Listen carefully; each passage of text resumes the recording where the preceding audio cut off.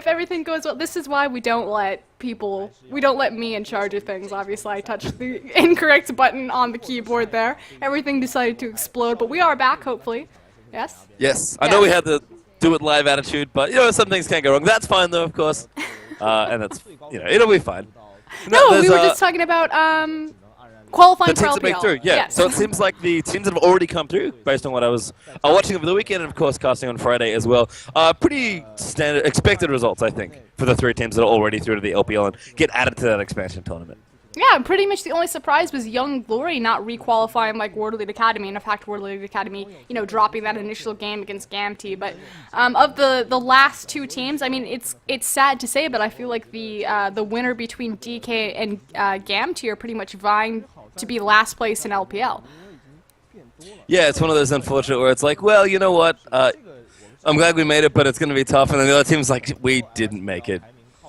I guess we'll try again next time. It's always funny as well, because, you qualify, you go through, you play in the LPL, you drop out, and you're like, oh yeah, things are going to be fine, it's all good, and we'll try again next time. And then it's like, oh, expansion tournament. I think so many teams around the world are like, yes, maybe a new lease on life, a chance to requalify, a bigger league for us to play in, which is always a good thing.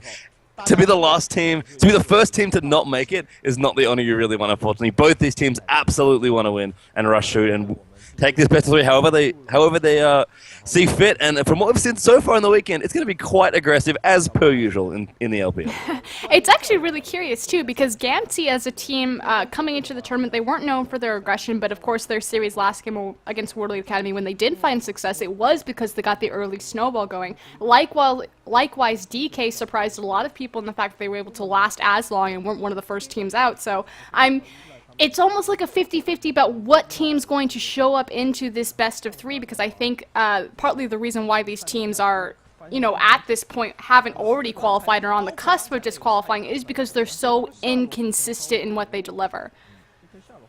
Yeah, I mean, that's true. A league is kind of interesting in that you obviously need to value consistency because you're playing for so long and so many games matter, but you can kind of figure that out over the, 10 or so weeks that any given league is. So it's nice in some senses that teams really get a chance to learn what works and what doesn't work for their team, and hopefully they can win more than they lose, stay in the league, and continue playing League of Legends professionally wherever they are in the world. So yes, consistency is very important, but I think in a league you kind of get to learn that. But here, you only have one shot. It's a long qualifying tournament, but it's not a 10, 12-week league that you can slowly earn your skills. So as you said, someone is coming back next season and is going to have to be like, we're qualifying this time.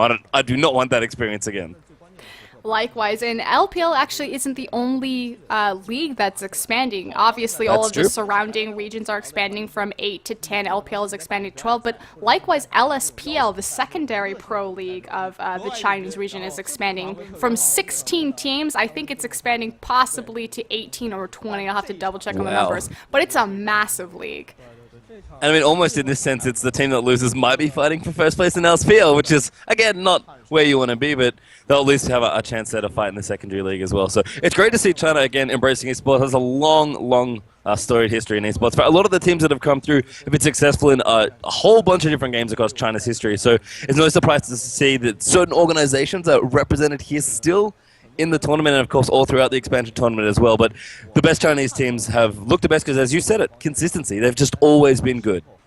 No, and you're absolutely right. And again, a big title for Chinese esports is always going to be Dota 2. A lot of these teams competing in the LSPL, you should notice their names. They should also have counterparts in Dota 2. A lot of history that goes back there. And it's funny too. I'm glad that we kind of covered on Dota 2 because we can make this little segue while we wait for the teams to get set up. Is this mentality that China has kind of refined its own style regionally as kind of the protect the AD carry or have these really strong AD carries. Obviously, this has changed and kind of evolved and shifted over time, so we don't see so much of it. But China's still, really well known for the AD carries. You got Uzi, you got Name, Wei Xiao, things like that. And they think that it started from Dota 2 and the mentality of protecting the super carry and that's how these players shifted over into League of Legends, carried across that play style, and how China kind of became into this region of having a completely different style than pretty much every single region that kind of subscribed to the Korean mentality. Yeah, and it's super interesting as well because China, that's not just true for other MOBAs, that's true across lots of different games in China. China has always been a very internally focused esports nation, and so it's all inbred in the sense that they're just fighting each other. It's all the Chinese players and teams playing each other. And yeah, we get really funky stuff happening sometimes. That's why it's so much fun to bring Chinese League of Legends to well, because they really just do whatever they want.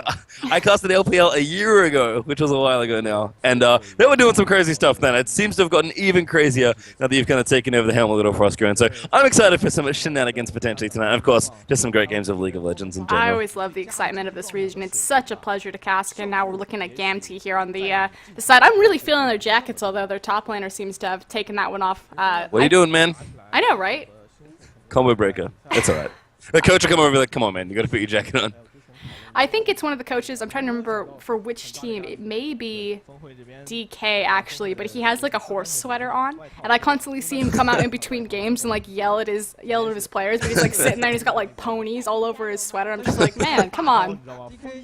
How can you take yourself seriously? I'm sure that's a tactical thing. He's like, he wants to like tell the players he's serious with his tone and his attitude, but he wants to also make sure they're not too intimidated or frightened, and got some ponies just to kind of keep them all happy. I don't know. Yeah, there might be some mixed messages on the coaching stuff. You gotta balance it out. It's like Arnold Schwarzenegger comes out with like a Winnie the Pooh sweatshirt. Oh man. I don't know how to feel about that, but yeah, maybe that's it. That's what they want to go. And of course, you do have a DK on your screen now as well, the other team here. And do you have an inkling maybe of which team could potentially be favored here, or is it just going to be an absolute bloodbath? Because I assume both of these teams fought through the lower bracket here, because that should be our last matchup. As far as today, because DK is coming off of a win, you have to think it kind of goes down into morale. So DK has already played today. They played in the very first set of today. Then we watched the last set that had Gamtee versus World League Academy. The fact that Gamtee, just played, so they are a little bit more warm, but the fact that they don't have the morale behind them, they just, lost their chance at LPL. They will get the second chance, but this is the last one, whereas DK survived, won their first set, got the break, got to watch Gamtee, and then immediately play against them. I think that's a very interesting set of circumstances to kind of lead into this game. Yeah, that's true. This tournament actually is really interesting because you mentioned best of 3, and it's such a big league like the LPL, and people are going to be like, "Hang on, what? That doesn't seem right." Best of 5 is the way to go, and I would agree generally. But this is a double elim best of 3, so it's kind of shaped out to be a very similar amount of games. So it is a long tournament for any team that tries to qualify for this league because that is so much League of Legends. I mean, it's been a whole weekend plus Friday, so 3 days worth of Chinese League of Legends that we've covered on the LPL end stream, and yeah, people have been playing a lot of League, and we've tried to get 4 teams through of 8, I believe. Yeah, there's a lot going on. These teams are probably kind of tired at this point.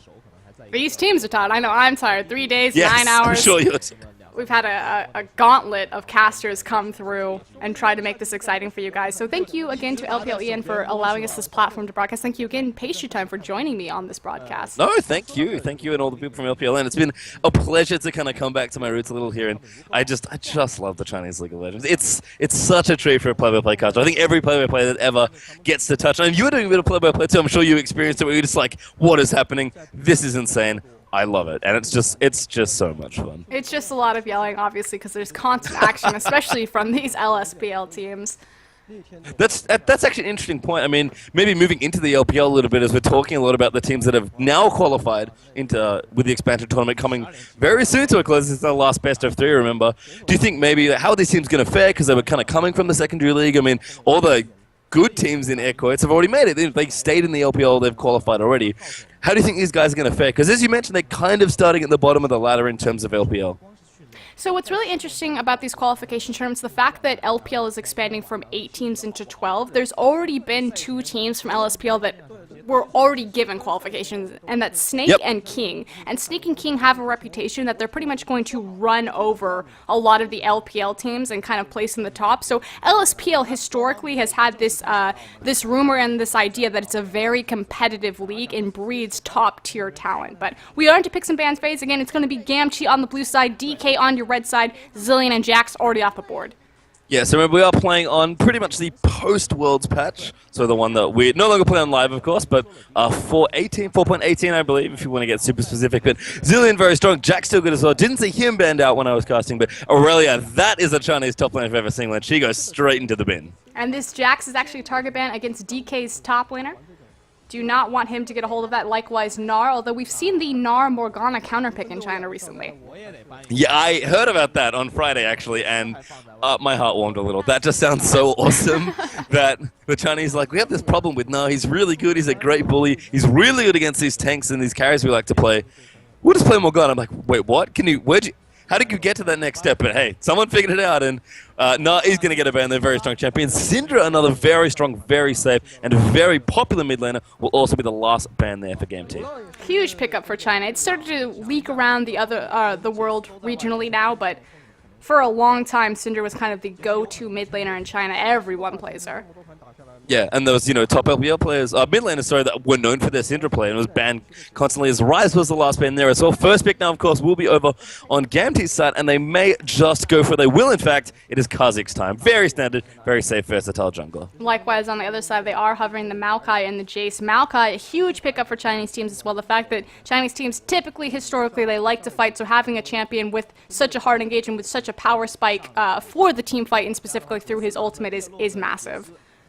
Yeah, so we'll see what they go for. Plenty of options, of course, for DK as well. Just kind of looking through the bans. Nothing has really crept through here for me. Rengar, if the teams play it, is there as well. Merco, they will get locked in. A very, very common pick, especially on this patch, and a great Chinese champion as well. Jace also gets a lock in. And this is, for me, Maokai Jace, which we saw a ton of during Worlds, and we're still seeing now as we kind of move through League of Legends, kind of moving into our next season. Next year, it's just such an aggressive core, and you mentioned that Chinese teams love to fight. There is nothing better than speeding him out with acceleration gate and just telling him to jump on the carry. You're absolutely right. The synergy with the acceleration gate and the Maokai is beautiful, especially as late game, as these towers start to go down and the map opens up. Chase potential is huge. And I expect, since this is the last set, the last chance to qualify for LPL, that we may get games that go 40, 50 minutes, because people don't want to blow a chance on something silly early. Yeah, and I kind of like what Gamtee are doing here, actually. Janna, another champion that does fit well with the potential chasing team if you do want to play that. But, of course, now in the hands of Gamtee is their support. Very popular AD carry once upon a time and kind of getting a resurgence in China as well. Ezreal, who we mentioned, very safe against the Merco that does want to jump on his face. But Ezreal Janna, this is very old-school Chinese League of Legends. So this was the patch that buffed the ratio on Ezreal's Q, so he is seeing a resurgence. He's always been a popular champion in China. Of course, this is the region known for the AD carry. They like the flashy AD carry players, but it does make sense. Ezreal is a little bit stronger. Corki's been played pretty much every single series. Very powerful champion, has the poke potential, has the great level 1 potential. Yeah, Corki is just kind of the response to Lucian being so obscene for so long. And a very popular carry, neither picked or banned in this game, it's going to seem like, but Corki is just even more aggressive, if that's even possible, than Lucian, as we mentioned. Chinese teams love to get aggressive. Thresh the pairing there as well, so a nice strong dual lane. And we'll complete Gamtee's lineup very curiously, actually. Zed and Rumble are their last two picks.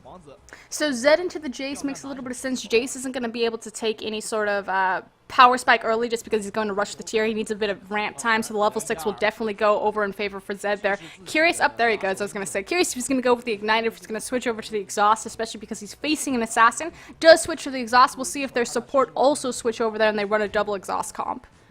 Exhaust is just such a good summon spell. I think it's something that people have started to figure out more and more, especially as we moved out of the World Championships and kind of, again, into this transition period. But kind of, in this case, especially for these players, they're still playing on a patch they know and love, and they've played a lot of, as Rengar was our last pick there as well. Against Assassins who have been so popular basically all year long, Exhaust is just a fantastic spell to have. It's almost not taken enough, in my opinion. I completely agree, and we do see Thresh picking up the double Exhaust comp, especially against the Kha'Zix and Zed, so that does put a damper on Gamtee's power spikes. And the Rengar kind of tying the room together nicely as well. I kind of mentioned Maokai Jace already, but one of my favorite calls in League of Legends, especially on this patch, is having the acceleration get and comboing it with the Rengar, who's already so good at jumping on people, locking them down with that ball if you've got the mechanics down, and you bet these teams will. It's just so hard to get away from Rengar Jace, and they've got Maokai in there as well to help things out. You're absolutely right. The line damage and backline threat that this team has right now is disgusting. If you think any sort of small space, the Maokai is going to thrive in there because his ultimate will cover up pretty much the entire team, but likewise the acceleration gate, the Corki poke, siege potential is huge. DK has a great looking comp here. Yeah, and I like the Thresh as well. Big playmaking support, very safe, super versatile, which is always good. It's good to have options. A lot of the strongest champions are good because of how many options they have, but Corki as well is a very fight-heavy comp here for DK. They just want to go in as often and as early as they can and just get aggressive with their picks. And this could be a bloodbath, as we almost always expect here in the LPL. But DK's comp I definitely like. Gamtee have some good champions, but I'm not exactly sure on the synergy. Rumble Zed especially, to me, feels like a bit of an odd combo, but we are going to get to this game. DK on the right, on the red team to kick things off, and Gamtee on the left. And Proskeren, now that we've finished the draft, what do you think of these two different comps? So you said you like DK's. What do you think of Gamtee? Gamtee, they do have the power spike for the dragon fight. Again, the fact that Jace takes time to ramp up because he needs to stack his tier. He won't have initial battle stats that early at level 6. Likewise, he doesn't find a power spike at level 6, whereas that's where Zed's going to get strong because he'll have his death mark. So expect Gamtee, if they really want to run away with this, they need to contest that initial dragon fight and take the power spike advantage for their composition. I do like the fact that they took an assassin backline like Zed with a self-sufficient AD carry like Ezreal. Their comp, because they have Kha'Zix and Zed who are going to immediately leap back and try to make that Corki and Jace disappear, there's no one around to peel for Ezreal, so having Janna, having Ezreal should make him pretty safe all on his own. Yeah, a little bit of a rumble here, as that was a very unintentional pun. Just going to spot out some wards there as Marco will make his way back towards the top. So very defensive warding here. No aggressive movements for early vision or potential level 1s. Everyone just staying nice and safe and making sure they can protect their own halves of the jungle here. Definitely shouldn't expect. I don't expect to see either team do something crazy, not only because Gamtee really doesn't have that reputation of being a crazy aggressive team, although we've seen them kind of switch that flip when they were facing Warlord Academy, but again, because this is their very last chance to qualify for LPL, they don't want to throw it away on an early snowball over something risky. Yeah, and the thing about level 1s especially is that the best level 1s, and we see fantastic level 1s in China quite often, the best ones are very highly prepared and researched. I remember a game that I casted a long time ago now where I basically saw Tabe's team was Royal at the time. Just go through and in the first 2 minutes of the game, completely understand what was happening with the level 1 movements and just outplay the crap out of their opponents. So you can do level 1s, but you really need to be on top of your game. And as you said, risk is just not something that these two teams, especially in the opening game, want to be going for. But we do break down standard lanes to start things off here. LC vs Corki is really interesting as far as I'm concerned. I think Corki favored in the early stages of the game, especially as far as aggression goes. Yeah, the level 1 is always going to favor Corki, although what I do love here from Tail is that they're utilizing the Janna shield perfectly to counter the phosphorus bombs. So 2 phosphorus bombs have landed on Tail. I think he sidestepped one, but the other one was perfectly blocked by the Janna shield. And that's where Corki has a lot of his level 1 power spike. He'll start to slow down between levels 2 and then find another power spike at 6. But the Janna shield is really kind of what changes the course of this lane. That Ezreal Q on a Janna shield proc is really going to hurt. Yeah, and I call this a classic Chinese duo lane. This is almost a really cool evolution. Sorry, excuse me. Tal's becoming quite aggressive. Hits level 2, dodging the hook there, so he'll be okay, but really poking him out. This is the aggressive evolution of a very old lane, Ezreal Sona, which was the Chinese standard for a long time, where it's just super poke, can get aggressive, but very flexible, and can just, if you can outplay your opponent, which Tail's doing a nice job early on, you can really get ahead. And they really like to kind of stress, like you said, on the outplay, on the flashy plays, even some of the more reserved AD carries. Again, the AD carry, that's the big, king of China position. They have the thrones right there. So Tail being pretty aggressive here. Speaking of aggressive, actually, Little White. Yeah, Rengar just going in, wants to kind of get some stuff done. Kha'Zix, though, will get himself out. In fact, does not check. And we'll see what happens there, but it looks like he's just going to see what he can and maybe get some vision down as well. This is important, though, because Kha'Zix did have eyes on Little White, so he knows that his jungle's warded, or he should at least assume it. Yeah, it should do, but we're going to be okay. And as well, actually, Hook does land there on it. He's got to be careful. No play back. Exhausted go out, flashes out of the way. He should be safe though, but Janna leaving that lane for a bit of pressure in mid lane almost gets Tail killed, and look at the setup. They're going to try. Nope, no one. Janna's actually walking. Oh, Janna, please. Oh, no, this is bad. Oh. No, you want to face check. There's the Rengar going in. So much burst, and first blood will go over to Jace. Nice camp there from DK. He knew, too. So smart right there from DK to know that Janna was in mid lane, that she was going to have to go back to the bot lane, to just be patient and set up and wait. Yeah, almost didn't do it as well. It was like, it feels scary. People are missing. Oh, whatever. They can't be. Oh, there they are. But again, we were talking about, the over-aggression, the overconfidence that got Tail killed right there. Or, excuse me, didn't get him killed, but forced him to burn his summoner, walking up to the 2v2 without his Janna, getting burned by the Flay. Yeah, and it's just not something you can't ever afford to get thresh hooked. And you always feel like, especially as you're, I can't get hooked, it'll be fine. As Lemmy actually going quite aggressive, just poking that Marco away. This is a super interesting lane, by the way. We haven't gotten there yet, but this goes up and down all the time. There are micro spikes everywhere in this top lane as they trade levels and items back and forth. So the first, levels 1 to 6 are really complex and really interesting. Well, unfortunately, we can't sit in top lane the whole time and watch it, but there are a lot of intricacies going there. But Rumble right now, especially at as he gets more levels, he's going to have a bit more of an advantage. No, you're absolutely right, and we did see the kind of the rise of Rumble as an answer to Maokai during the Worlds tournament was when he really took off in popularity. But how it typically goes, Rumble finds a power spike at level 4 just because he gets enough points into his Flame Spitter. Maokai gets the advantage that each one of Rumble's slow prongs, although we do see DK possibly posturing for a gank here. Actually a bit aggressive. Thresh though forced to flash, throws his lance out for the shield. Rengar trying to see some people down. John not quite focusing. There's a good lantern. We'll keep him safe, and Jay's going through with Zed. We'll get 1 kill. Can he chase the next Thresh? Should be safe. No, great tornado. They're coming in. Ezreal just missing his Q though. Can't quite clean out the kill, and Jace does run enough defense. And again, that entire fight was set up by that one ward right underneath the blue buff that allowed Gamtee to get in position for that. Again, Gamtee is known as being a really passive rotation-based team. They wait for the enemy to make a mistake and then capitalize on that. That fits credit to their MO. I think that's actually really interesting as well, because we were talking about how China's a very internal esports nation and really evolve their own personal metagame just by kind of playing each other and having tournaments. But having a team that's much more rotation focused almost speaks to a new wave of Chinese players and teams that have maybe more of the Korean mentality that we're talking about. It's a lot more map and a lot more objective focus. So it's kind of interesting to see, especially as these newer teams move through, that maybe the playstyle is going to shift and we'll get a really interesting balance where suddenly people from all over the world are taking influences, and the Chinese scene, I mean, it's always been an interesting place as far as strategy and picks especially get developed. But we could see if this new team does break through, even more diversity and even more intrigue as the LPL moves on. No, and these guys are likely to be playing again. And a big part of that, again, is the fact that LSPL has so many teams, 16 teams, and again, it That's is so expanding. many, man. Exactly. You have so many different kind of melting pot options coming in together and really identifying these very unique situations for these playstyles. So it would be really interesting to see Gamtee join the LPL. Likewise, it would be interesting to see DK. But we're already starting to see, like you said, the rise of different type of styles. China is still much about the team fight, but again, like tower diving is what they were known for a very long time. OMG sticks very traditionally to that, but we've recently seen Edward Gaming, of course, kind of on the rise, and they're not a very aggressive early base team, very much like Samsung Blue, very controlled pace. It's about controlling the Baron, stalling out the lane phase, waiting for the late game team fight. Yeah, and as we are going to pop back into the game, it seems pause is over, so one of the players looks like they just had a small problem with their hardware, but it seems like it's all fixed up now. It's Rumble again, level 6. Does have potential opportunity, and as you mentioned, Frostgren is going to feel a little bit better in that top lane. But yeah, China's, I mean, I love that with every league in the world expanding, China's like, you know what, we can just make it bigger. We can do it a little bit bigger than everyone else. So I love that both their leagues are going to be expanding so much moving into next year.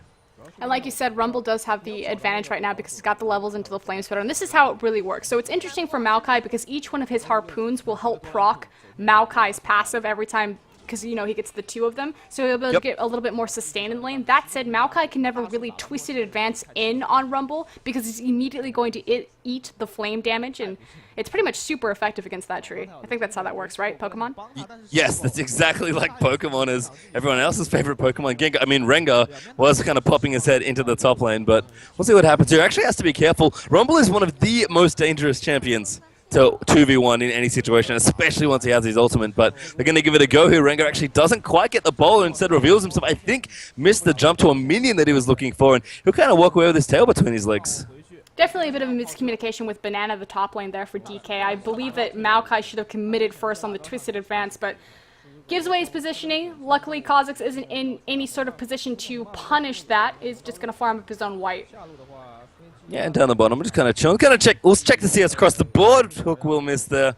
Tail will dodge that one. 55-40 with Corki having a slight edge early. Nice and even in mid, about 50-ish apiece with a slight lead for Zed. Jungle's going well for both. They're kind of staying pretty even. Kha'Zix about a camp ahead, and Rumble really pulling ahead. We keep popping up to that lane and seeing an advantage. Looking like it's getting built. Hasn't shopped it with just the door and shield in his inventory, but 66-39. Not even 40 yet for Banana, who's definitely struggling now in that top lane. Definitely Maokai not having a good time, but we do see kind of a shift of power as far as the bot lane is concerned from early, and a lot of that is to do with the fact that Janna was the first blood, got caught out on the re-rotation back to her bot lane. Speaking of getting caught out, though, we do have a couple of action and a couple of pings going down in that river. Yeah, it looks like they might be trying to set something up. Rumble also hanging out, but he's just kind of casually looking in the back. I wonder which item he's particularly waiting for, because he's clearly holding on to some gold here for an item threshold. So I'm curious to see what he wants to go for. Probably something like Haunting, guys. We'll see reasonably early on. But looks like all the action has kind of dissipated. Dragon not been contested yet, I believe, by either team. They haven't quite walked towards that Dragon with any sort of confidence yet. But still early in the game. Plenty of time for your standard Dragon timers to come through. Just looking through. Oh, man, that's a hook as well. That's definitely going to go down. Frost Respawn, but a beautiful Tornado, actually, will keep Tail safe. Yeah, it was all about the counter engage on the Nader to hit Corki to make up for the engagement, but we do have Rengar now sneaking to the back of the lane, stealthed in. Oh, but they see him. That ultimate notification, really smart reactions there from the bottom lane of Gamtee, and they'll get away again. Poor Rengar not finding any luck with his first 2 ganks. That ultimate will be down. It is a relatively short cooldown, but that's a big window of opportunity missed right there. I feel like Gamtee kind of have to abuse the fact that Zed has his ultimate available right now, look for a possible roam, maybe make use of the fact that Kha'Zix has his ultimate, Rengar does not, so they can't get a counter gank stealth, at least. But they need to take advantage of the fact that Jace is just sitting on Brutalizer tier. Yeah, unfortunately, Rumble did go to shop, does have himself boots, couple of wards, and that Haunting, guys, so looking really strong. Unfortunately, he couldn't get his wave in a position where it was resetting. His key's quite low. They're actually going to pop back in. Oh, man, he wants the pink wall, but he's put Kha'Zix in here as well. Looks like they will be able to get that safely. That was quite dangerous looking, but Zed will be okay now. But they couldn't get the Rumble to the Dragon, is what I meant, after he went back to shop. That would have been a perfect time to really start to get a foothold in this game. I'm always curious when teams place the pink ward exactly in the middle of the brush, because if you place the pink ward on either end of the spectrum of that brush, you get sight of the entire thing. And by obviously placing it closer to your team's side, you can better defend it. By placing it in the middle right there, it kind of makes it for easy pickings. And I like this by DK, actually. Rumble's kind of walking through the top jungle. In fact, he's going to pop his teleport. He wants to go in. They know what's happening, but can they get Test? Going to get a steal. He does get it. Flashes out as well. And that's fantastic play from Gamtee. Now going to go back in. Let me getting low, but does pop the exhaust. Thresh forced to flash out as Janna will reset with the monsoon. But there's the first kill as Kha'Zix will slay Rengar. Now Janna getting taken out as there's another kill on Thresh. But Jace does answer with the kill onto Thresh himself, sorry. As now we're going to pop back over. Tail wants to make it big. Can he get one? There's Corki slaying Kha'Zix, but Ezreal trying to play cleanup here. Zed's going to get, no, he does get, in fact, that Corki kill, and that's going to be 4 for 2 right now. So DK don't get the Dragon and get themselves quite caught out there. Gamtee, that was beautiful for them. So they steal the Dragon right there. It all really comes down to the equalizer. It was really well placed, but Kha'Zix having the stealth, initiating, elongating the fight. At first, it looked really strange that Gamtee would go back in and re-engage that as the Twisted Advance actually comes down on key. I think everyone's going to back off here. There's no way that they can go for a double objective on the tower. But the re-engage from Gamtee, it looked like they were just going to disengage, take the Dragon, and walk away. Here we do have the replay on your screen. But they know that Zed's coming. So the communication is beautiful, knowing that they can stall this out long enough to pick up these free kills. Because right now, this is a 3v4. Excuse me, 3v5. Bit of an early box there as well, unfortunately for Thresh. Wasn't quite able to convert, and this is just a mess at this point. Tail even joining the fight late, does pop his ult for a couple of stacks of Rising Spell Force, but this was just really well played around the pit by Gamtee. Kind of funneled DK in to a really unfavorable position, and then it's just clean up City from this point onwards. Just Zed as well, saving his ultimate so late. And exactly, and then Shadow's back to try to catch up on Maokai, knowing that Corki's about to burst into flames. Yeah. It's always nice as well. I think not enough Zeds appreciate that your ult tells you when they're going to die, and you can't account for like surprise health, like heal or any shield that our champion might give him. But you know, if you know there's nothing else up, they're dead. The game's telling you they are dead. Leave them alone. Oh man, Zed, that was not the friends you wanted to find. Actually gets killed right at his white camp. I am quite surprised. DK again camping that brush just above their river. They love that spot. It is helping them kind of ease back into this game. They are still about 2k down despite being 1 kill. A lot of that is the global gold from the Dragon, but they're going to make it up with this tower. Again, the fact that the Dragon was taken so early, it was the first Dragon, it's worth just about the same amount of gold. Hold on though, in the mid lane, stealthed. Yeah, Jace finding again some more friends, does flash out. He should be okay. As Maokai also getting aggressive. Pops a ward here as well, so he'll be okay. And more kills yet, although I'm sure they are coming. And there's the bottom tower as well. And there we go. With that, that'll even up the gold. Again, still 1k advantage in favor of Gamtee, but DK can easily make that up. Their comp does scale very well until late game. Again, Jace doesn't have a lot of power early, but as soon as he gets that tier stack in, should start to have some damage come out from those shock blasts. And it's great that you mentioned team comp series. So I certainly agree that Gamtee's late game looks quite strong here in comparison compared to DK's comp, but they have to be careful. If they fight without their ultimates, he's actually got Johnny here as well. Maybe they're going to go. Nice It does pop the equalizer. Really nice there, and does going to pop through as well. The harping does come in. Zed over the top will look for the first kill. Does Deathmark, dodges most of the box, and there's Thresh going to get enough. The Rengar is that first kill. Zed's a little low, but Shadow's out, and that was beautifully played by Gamtee. And really, it's kind of on the strength of Let Me. The fact that they're playing to how far ahead he is over that top lane. 115 CS to 88, a beautiful equalizer. Anytime Rumble's involved with the fight, they're automatically going to win unless they get a numbers advantage. And very conveniently proving the point that I was just about to make before that happened. Gamtee's comp right now, given that we're kind of approaching the early stages of the mid-game, we're going to move through the next 10 minutes of mid-game or so.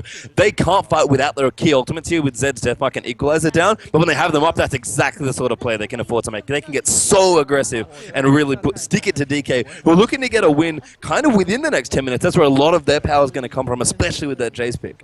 You're absolutely right. The fact that Gamtee have that Rumble, he will be level 11, so he'll get the level 2 ultimate, and that's going to be a huge power spike for them. So within the next 5 minutes, they're about to go through massive power. Yeah, got to be careful though. The Trinity Force has been finished for Corki. Ezreal not quite completed his yet either. Jay scaling up as well with the Muramana now. Going to get stacking on that item as well. And looks like Makai a little late on his Rod of Ages actually. Has about a minute left or so to make that a reasonable timing. But looks like he's going back to get it now. Yeah, there we go. It does pick it up. So DK now looking good, and it is really their time in the next 5 to 10 minutes to try and find a foothold back into this game. Because they're actually behind here. And as you mentioned, their late game is not quite as good as Gamtee's. It's not quite as good across the board because Rumble Zed are fairly amazing, although Zed looking for the 1v1 down on key here. Yeah, Deathmark's going to go in. He's actually very low. Exhaust, so will make that very, very easy for Jace. And again, this guy's so sneaky. He just sneaks down the bottom side of the map and just loves killing people. Jumping out of brushes, killing people. That's what he does. And he does make a clean getaway back to his side of the map. But as I was saying, the fact that Jace is going to find a really big power spike in about 2 minutes, likewise with Maokai, DK does have a window of opportunity here as far as like their champions in general, but their itemization, you know, 10, 15 minutes down the road is really when they're going to start to pick up. So super late game, I still think they have a fairly confident team comp, especially in the type of different play styles they can do. That it's kind of like a siege all engage comp, whereas I feel like Gamtee, it's a little bit more one-dimensional. They don't have the greatest wave clear, they don't have the greatest siege. They have decent poke between Ezreal and Kha'Zix, but not the best of both worlds. It's funny, actually, because I was going to ask you about the split push potential. Because, of course, one of the best ways to break up any sort of big, heavy fight comp is to split off and try and break up the team into more manageable chunks. And Rumble makes small fights very manageable for your team if he has the equalizer up. So I wonder if maybe Zed is going to pick a lane to split push as well. So Gamtee definitely have to respect their win conditions in this game. But they're doing fine so far. They have a lead. They're going to try and press it. But, again, kind of showing that they're not super aggressive as a team. They're not pushing too hard. And there's K down the bottom, pushing the bottom tower already. And exactly, you're just talking about the split push. Zed is all the way down there. The only thing that's concerning is that Jace already proved that if he gets the initial shock blast, that he can eliminate that. But here comes the next team fight. Kha'Zix wants to go in. Maokai actually going to get knocked up there, but here's Rengar running in. They know he's around. He's going to pop in onto that. Looks like the carry. No, Kha'Zix going to get himself rumbled, but there's a kill coming from the equalizer as Rengar's going to be the first to go down. Tails actually exhausted. Has to be careful as Thresh goes down. That's 2-0 right now. Gamtee looking so strong already. Going to dive in onto those carries. There's yet another kill. 4-0. Can they make it a clean ace? They will, and make it look easy. Gamtee team fighting so well. That was a huge fight for Gamtee right there, and again, the Rumble equalizers. That was a 4v5. Zed wasn't even involved until the back half of that when he got the death mark there, but it was already over. Let Me putting the team on his back as Gamtee marches towards Baron. Yeah, and this is theirs, presumably. They don't even need the Blade of the Ruined King finished on their Zed to take it out. And everyone's just looking so strong right now. They're going to have to get a bit creative with the tanking, but they should be able to handle this. No one to steal it. There's the Baron as well. And Gamtee just playing so calm, despite the fact that this is their last chance to qualify for the LPL. We are going to get the replay of that, so you do see that this, again, is a 4v5. You have the initiated from Rengar, but look at that equalizer across 4 members of DK right here. Comes into the back line, has a beautiful flame spitter, as well as the overheat, and just tears through people. Yeah, one of the nice things as well is that Janna positioned herself so well to not just give everyone a nice healing zone to fight through, but push back the Maokai to prevent any of that prevention. And Tail was able to kind of kite around the box, stay towards his Janna Monsoon like healing area, and just really take a very one-sided team fight there. That was beautifully played by Gamtee. I'm very impressed.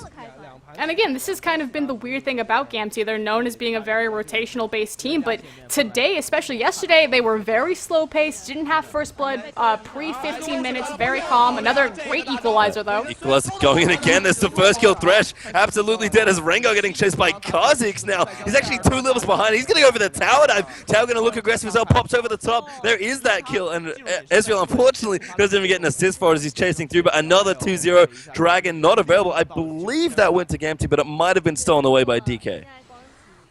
Just insane equalizer, not fighting a rumble. Yeah, this guy's really good at rumble. Just straight through that pathway, got everyone, rotates them into getting this mid-tier tower. So even though they didn't get the dragon, I think it did go to DK. You are correct there, but... And a huge lead, by the way, that we've opened up already. Almost 10,000 gold ahead for Gamtee. And this game is looking very one-sided, much like that last clean 5-0 team fight we just said. Key even, look how confident he is. Just wants to go in, pokes at that Thresh, does not commit.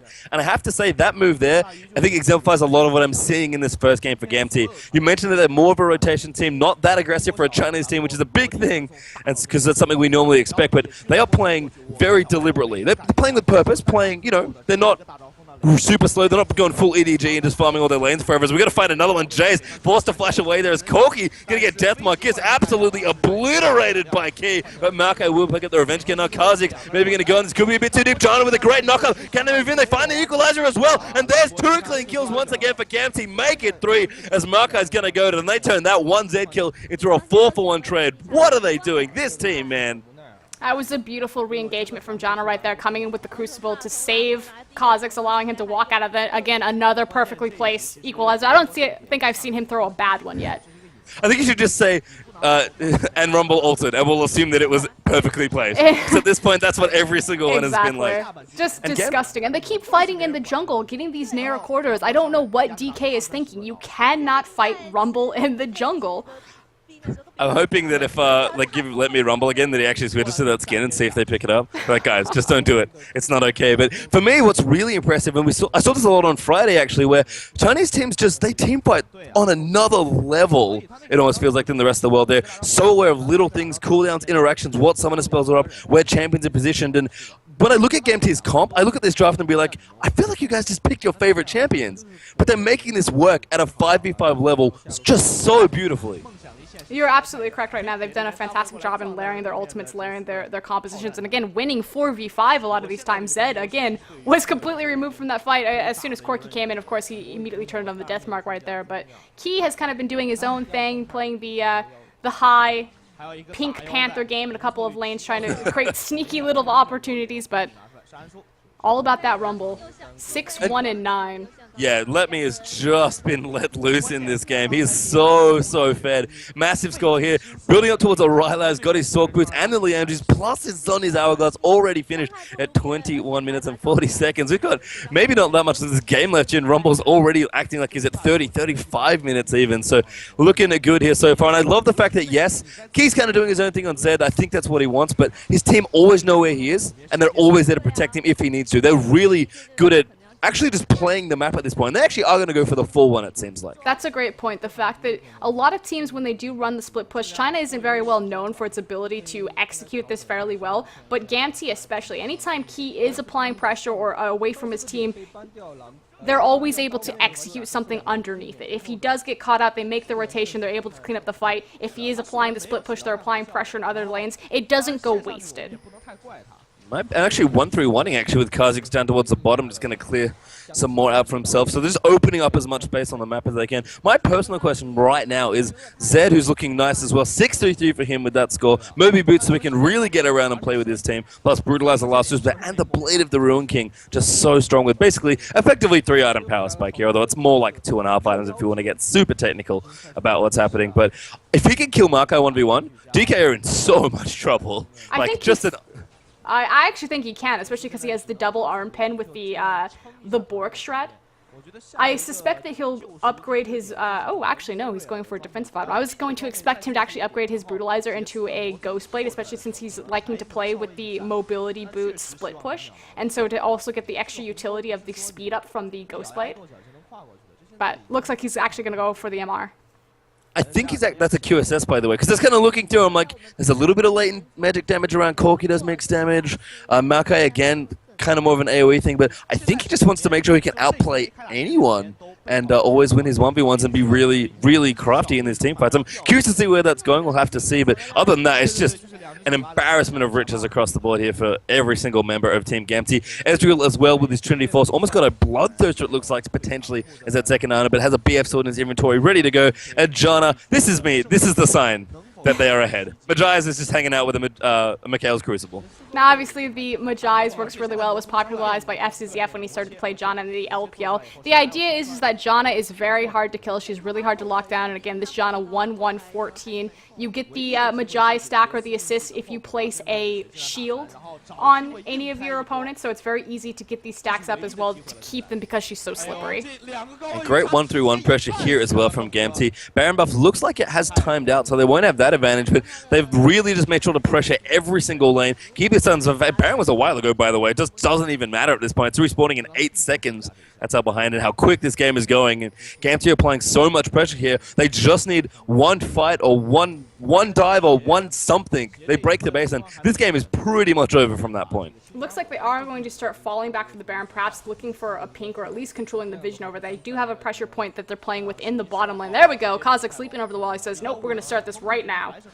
I like that Zed's taking the blue as well, and I imagine he's going to rotate over towards that top side of the map to help his team, and really just being able to time, without a teleport, a lot of really strong movements. And now I love this as well. You have so many options. It's almost an option selecting league, which is kind of a weird thing to think about where, okay, DK coming to defend as 5 members because they have to. They can't win a 4v5 if they engage unfavorably just because of how strong Rumble is, and Zed immediately guns up the bottom lane to start split pushing again. Having to send Maokai over there, he does have the teleport available, but now the question is, can this Zed 1v1 the Maokai? And if he can, it pretty much spells the end for DK here and now. Yeah, they're going to lose a lot of their base, but actually are going to go in Rengar. Once in, like, do find the front. No! Can't quite get it. Sonny's does pop. What else? That's beautiful! Janna ultimate will not keep him alive for long enough, though. And there's 2 clean kills, but Thresh will go down. Tail will pick up that kill there. And DK hang on in this team fight for now. But Zed is rotating through. He's not going to be able to get anyone else. I would back off. Yeah, DK, like, that's it. We'll take our free kills. That's all we want. That was the miracle DK needed to get their foot back in the door here. It doesn't put them back into control right here, but that was what needed to happen. They found the pick on Rumble before the equalizer could go down, and it stalled off the Baron. So you had Gamtee setting up. We're either taking the inhib, or we're taking the Baron, or we're perhaps getting both. DK finds the miracle pick. They lose the Dragon, but the Baron and the inhib are still up. Yeah, nice work from Gamtee to make sure they keep that gold even despite trading slightly unfavorably with DK. They'll take whatever gold they are gifted at this point in the game because there is very little left on this map that they are allowed to take. All the pressure that Gamtee is putting on them. It is, in fact, Bloodthirster first. Froscure, I'm very curious on your thoughts on this particular build. BT from the Ezreal? Ezreal, yes, sorry. It's just for trade and poke purpose. So you have to think, with the Iage, if you wanted to go that direction, or the Bork, it's looking for sustained fights. But the fact that Ezreal is so far behind, he's really just going to stack his poke, or poke from the, poke from the backline, since he's 1-0 and 10. If he had half of those assists and kills, he would be farther ahead. But again, it's about laying down the poke. You can't crit a tower. You're able to siege better with the Bloodthirster because it's just going to give you more flat damage. You have the shield. You're against a burst composition, so if Rengar tries to sneak to that backline and just assassinate him, he has the BT shield to go through as well.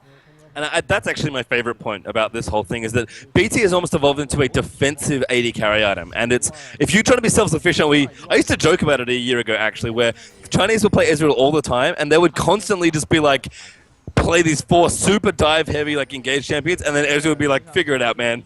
Whatever. And that's almost the comp that Gamtee built here. Everyone else wants to go in, wants to peel. They've got a lot of versatility, and they've shown that ability in team fights that they can pull out very complex, intricate team fights and come out very far ahead. But Tail's kind of like, my team's leaving me alone. I'll just do the best I can to be self-sufficient. And again, and this is what it's about, sieging. Walking up to the tower, you can't crit a tower. There's no point to have an Iage if that's what you want. It synergizes really well with the Janna shield. Yeah, that's a good point, actually, because they are making up for kind of a bit of lacking siege potential, I guess, in general. And DK, they are forced well and truly up against the back of this tower. Rengar has ulted, though, so they might be trying to make a play. This is hard for DK. They can't get too aggressive, but yeah, they know the ult's popped off. They're already backing off there, and DK, once again, waste a Rengar ult trying to go in, but they have very few options at this point in the game. And exactly, Key coming up the mid lane, they might possibly look for a flank on him.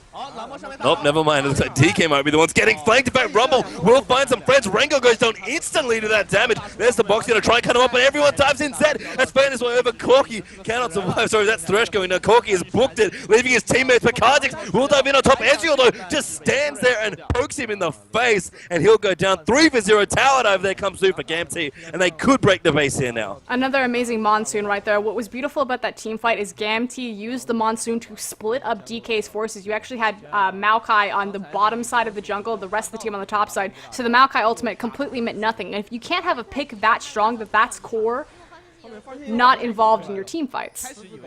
Yeah, and the Baron is going to be the response here for Gamtee, or the objective they take after they do come. DK actually looking for a steal, but they have no time at all. Nice tornado as well, kind of zone everyone out. If they were coming and they were a little late.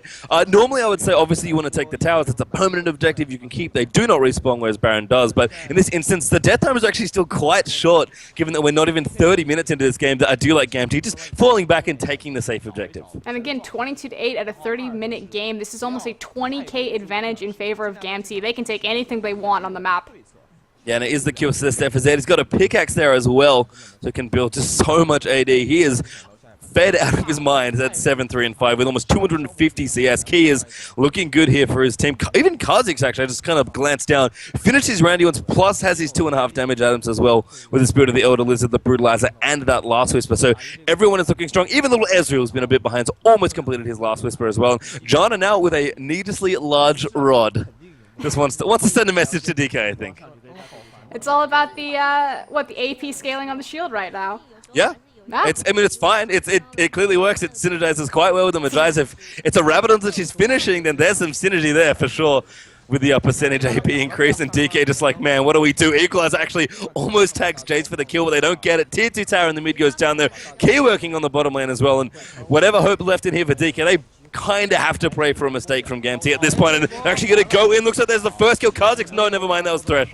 I'm sorry, friends, and now Zed going to dive in on the backside, trying to pick up Corki, gets the shuriken. Is his stealth back enough? It's almost enough to kill him, actually, but there's the kill. Jace will go down to Ezreal. There's Maokai falling as well. Corki's zoned out of the fight. The base is broken into pieces now by Gamtee, and DK, they're probably not going to lose the game here, but it does not look pretty at all. At this point, DK is probably having the conversation of what is going to be next and how they're going to deal with the next game. Obviously, here comes the surrender. Obviously, the Rumble is going to be on the table and it should be taken off. The other thing that's really important to note is DK's top laner isn't really well known for his utility-style top laners playing the Maokai or something like that. So I feel like they need to get him back on these Jax picks, on these Aurelia picks, and look for carry. Yeah, potentially. Aurelia was banned as well, and I think that might stay consistent here with Gamtee's banning as well. And we were running what kind of game we were going to get for our first game of our last best of 3 here, and Gamtee looking very impressive. Again, not too aggressive, never pushing their luck in situations, playing quite reactively and just being very calm, but as soon as they got a lead, they slowly covered out, and that was honestly impeccable team fighting from Gamtee. For the first time seeing his team, I am just blown away by how strong their team fought. And again, it's all about the consistency. Gamtee has looked amazing today, but yesterday, completely different team, completely different style. So we'll see if they're able to keep with that, continue forward, and be the last team to qualify for the LPL, but don't go anywhere because we'll be right back.